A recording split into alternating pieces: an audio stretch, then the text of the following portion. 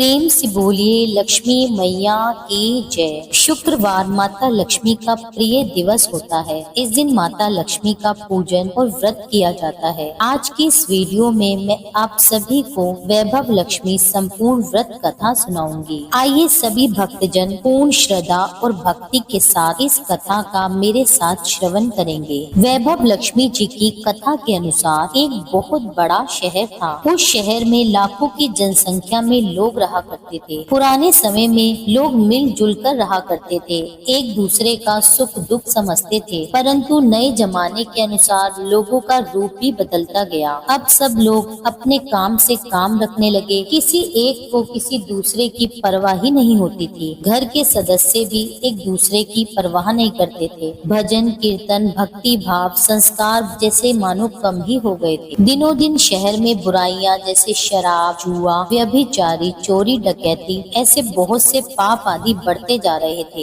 इसी तरह की बुराइयों के साथ ही शहर में कुछ अच्छे लोग भी रहा करते थे। ऐसे अच्छे लोगों में शीला और उसकी गृहस्थी मानी जाती थी। शीला की गृहस्थी में शीला और उसके पति थे। वे हमेशा भजन कीर्तन में लगे रहते थे और ना किसी की बुराई करते थे। उनकी गृहस्थी एक आदर्श गृहस्थी के रूप में देखी जा सकती थी।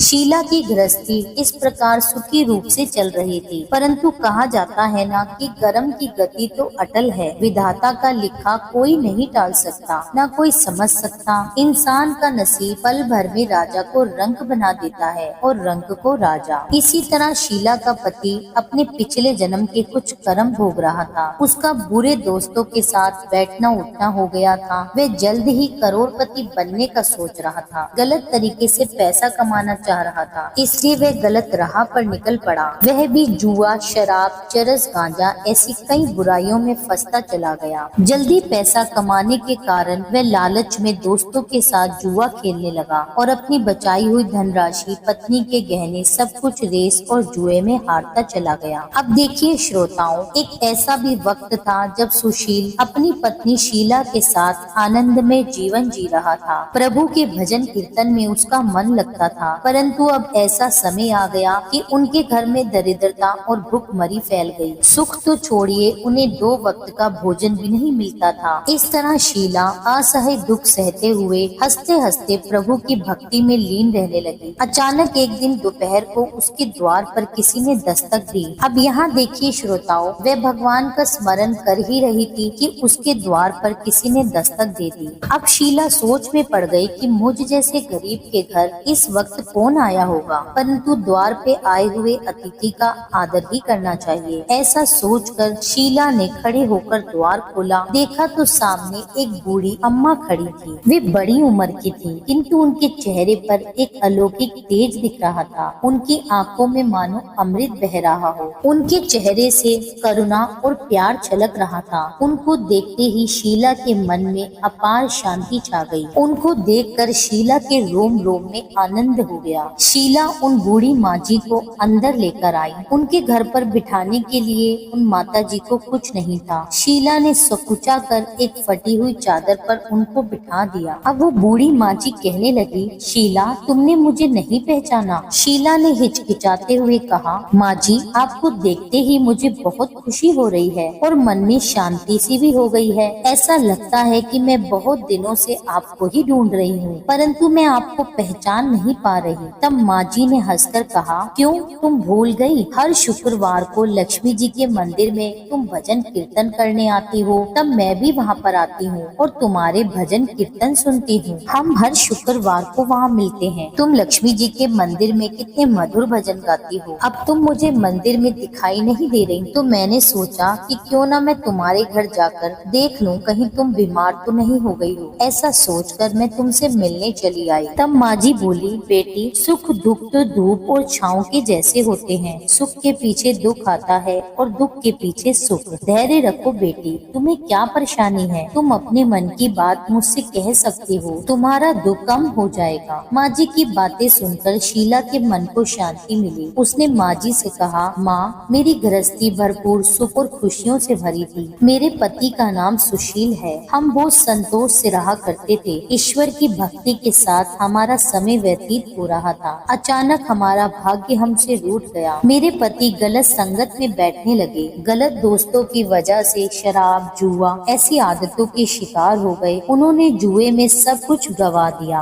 शीला की यह बातें सुनकर बूढ़ी माँ जी कहने लगी, हर व्यक्ति को अपने कर्म का भुगतान करना ही पड़ता है, इसलिए तू चिंता मत कर, तेरे सुख के दिन भी अवश्य आएंगे। तू तो लक्ष्मी माता जी की भक्त है, उनकी भक्ति कर, व्रत कर, सब कुछ ठीक हो जाएगा। माँ लक्ष्मी जी का व्रत करने की बात सुनकर शीला के चेहरे पर चमक आ गई। उसने पूछा, माँ जी, लक्ष्मी जी का व्रत कैसे किया जाता है, आप मुझे समझाइए, मैं ये व्रत अवश्य करूँगी। मैं तुझे उपाय बताती हूँ। माँ भगवती लक्ष्मी की तू सच्ची भक्त है, वो तो स्वयं धन की देवी है और वे करुणा की अवतार है। अपने भक्तों पर वे स्वयं कृपा करती हैं। बेटी, माँ लक्ष्मी जी का व्रत बहुत सरल तरीके से किया जाता है। इस व्रत को करने से धन संपदा, यश, वैभव की प्राप्ति होती है। बूढ़ी माँ जी ने कहा, बेटी, इस व्रत के उद्यापन की विधि भी बहुत सरल है, मैं तुम्हें बताती हूँ, तुम ध्यान पूर्वक सुनो। शुक्रवार देवी लक्ष्मी का दिन होता है, इसलिए यह व्रत शुक्रवार को ही किया जाता है।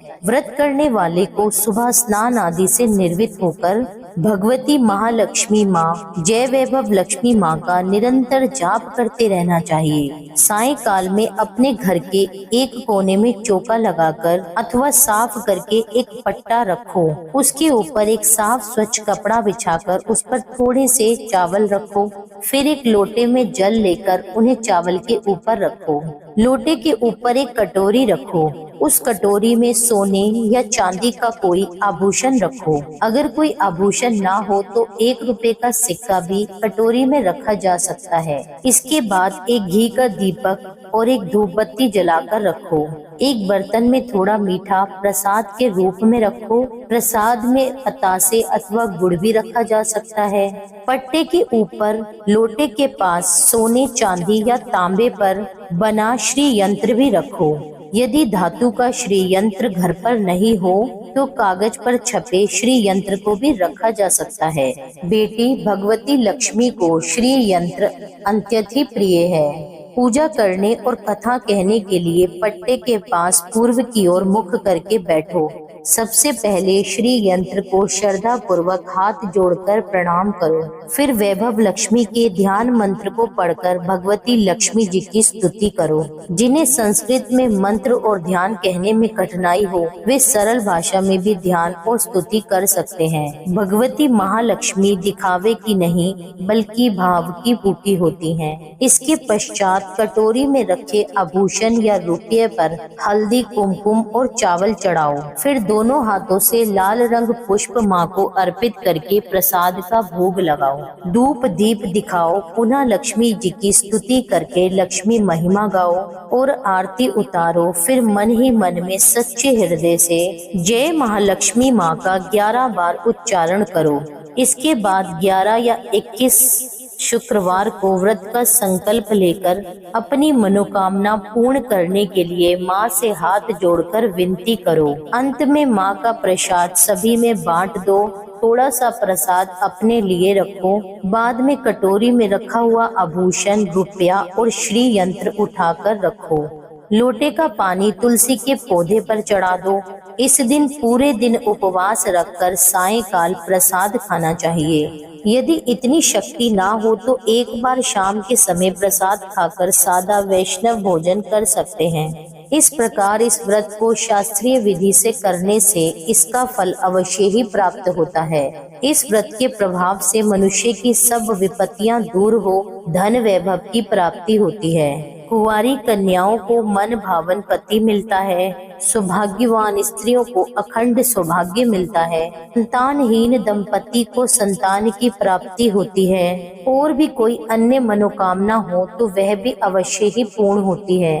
खोया हुआ सामान भी वापस मिलता है। शीला यह सुनकर बहुत ही प्रसन्न हुई और उसने कहा, माता जी, आपने जो भी वैभव लक्ष्मी के व्रत की विधि बताई है उसे मैं अवश्य ही करूंगी। आप कृपया करके मुझे इसकी उद्यापन विधि भी समझाकर बताइए। वृद्धा ने कहा, इस व्रत का उद्यापन करने की विधि भी बहुत सरल है। बेटी, ध्यान से सुनो। 11 या 21 जितने शुक्रवार को व्रत करने का संकल्प लिया हो उतने व्रत पूर्ण श्रद्धा और भाव पूर्वक से पूरे होने पर अंतिम शुक्रवार को उद्यापन करना होता है। इस दिन की पूजा शुक्रवार को की गई पूजा विधि की तरह ही की जाती है। इस दिन के लिए नारियल की गिरी और खीर का प्रसाद वितरित किया जाता है। प्रसाद के साथ कम से कम 7 कुंवारी या सौभाग्यवान स्त्रियों को कुमकुम का तिलक लगा करके श्री वैभव लक्ष्मी व्रत कथा की एक पुस्तक भेंट दी जाती है। अंत में महालक्ष्मी के विभिन्न स्वरूपों को श्रद्धा पूर्वक हाथ जोड़कर नमस्कार करो, मन ही मन माँ से प्रार्थना करो, हे महालक्ष्मी माँ, हे धन लक्ष्मी माँ, हे वैभव लक्ष्मी माँ, मैंने सच्चे मन से आपका व्रत पूर्ण किया है, फिर भी इसमें कोई गलती या अपराध हुआ हो तो क्षमा करना। जो भी तुम्हारी मनोकामना हो उसे कहें। मनोकामना को पूर्ण करना और हम सबका कल्याण करना। हमारी सभी विपत्तियों को दूर करके हमें धन वैभव प्रदान करना। हे देवी माँ, आपकी महिमा अपरंपार है। बुढ़िया माँ से वैभव लक्ष्मी के व्रत की शास्त्रीय विधि सुनकर शीला का मन मयूर जैसे नाच उठा। उसे ऐसे लगा मानो उसे मन मांगी मुरादें मिल गई हैं। तत्काल उसने अपनी आंखें मूंद करके मन ही मन में संकल्प लिया कि हे वैभव लक्ष्मी माँ, मैंने आपका 21 शुक्रवार तक बुढ़िया माँ द्वारा बताई गई शास्त्रीय विधि के अनुसार व्रत और उद्यापन करूंगी। इस प्रकार संकल्प करके जैसे ही शीला ने आंखें खोली तो क्या देखती है कि वह वृद्ध महिला उस कमरे में नहीं थी।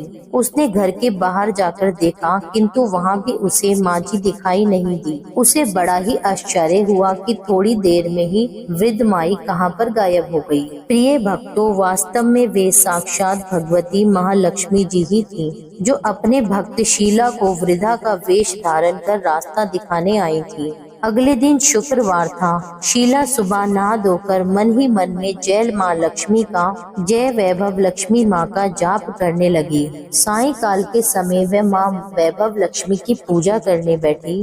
घर में कोई भी आभूषण नहीं था। आभूषण के नाम पर उसकी नाक में एकमात्र लौंग ही बची थी। उसने वही निकालकर धोकर कटोरी में रख दी। घर में थोड़ी शक्कर रखी थी, उसने शक्कर का ही प्रसाद बनाया। फिर उसने बुढ़िया माँ की बताई हुई शास्त्रीय विधि के अनुसार वैभव माता लक्ष्मी का पूजन किया। पूजन के बाद उसने प्रसाद को अपने पति मनोज और अन्य लोगों को वितरित किया। अंत में स्वयं ग्रहण किया। श्री वैभव लक्ष्मी माँ का प्रसाद खाते ही मनोज के स्वभाव में परिवर्तन आ गया। उसका चिड़चिड़ापन कम हो गया। उसका मन कुकर्मों से दूर होकर कारोबार जो पहले बिल्कुल ठप हो गया था, फिर से उसमें जम गया। 21वें शुक्रवार को शीला ने बुढ़िया माँ द्वारा बताई गई शास्त्रीय विधि के अनुसार उद्यापन किया और 11 स्त्रियों को भी वैभव लक्ष्मी व्रत की पुस्तकें भेंट दी। फिर भगवती महालक्ष्मी के वैभव लक्ष्मी स्वरूप को मन ही मन में प्रणाम करते हुए कि हे लक्ष्मी माँ, मैंने आपके व्रत की जो मनोती मांगी थी वह आज पूर्ण हुई है। हे माँ, हमारे संकटों को दूर कीजिए, हमारा कल्याण करो। जाने अनजाने में कोई यदि हमसे अपराध हुआ हो तो उसको क्षमा करो। माँ, हमें धन संपत्ति और वैभव प्रदान करना, हमें समृद्धि देना। माँ, आपकी महिमा अपरंपार है, आपकी सदा जय हो। प्रिय भक्त जनों, इस प्रकार व्रत के पूर्ण हो जाने के बाद कुछ ही दिनों में मनोज के कारोबार में अच्छा लाभ होने लगा। उसने शीला को उसके जेवर वापस दिला दिए। उनके घर में पहले जैसे सुख शांति आ गई। श्री वैभव लक्ष्मी माँ के प्रताप को देखकर अन्य सभी औरतों ने उनका विधि पूर्वक व्रत किया और मन भावन फल प्राप्त किया। हे वैभव लक्ष्मी माँ, जिस प्रकार आपने शीला पर कृपा करी, उसी प्रकार से अपने अन्य भक्तों पर भी कृपा करना, सबका भला करना और सबके ऊपर अपना आशीर्वाद बनाए रखना। बोलो श्री वैभव लक्ष्मी माता की जय। यहीं पर कथा संपूर्ण होती है। भक्त जनों, यह थी आज की कथा। अगर आपको कथा पसंद आई हो तो वीडियो को लाइक करके मेरे चैनल को सब्सक्राइब कर लें। मिलती हूँ आपसे एक अगली वीडियो में। जब तक के लिए जय श्री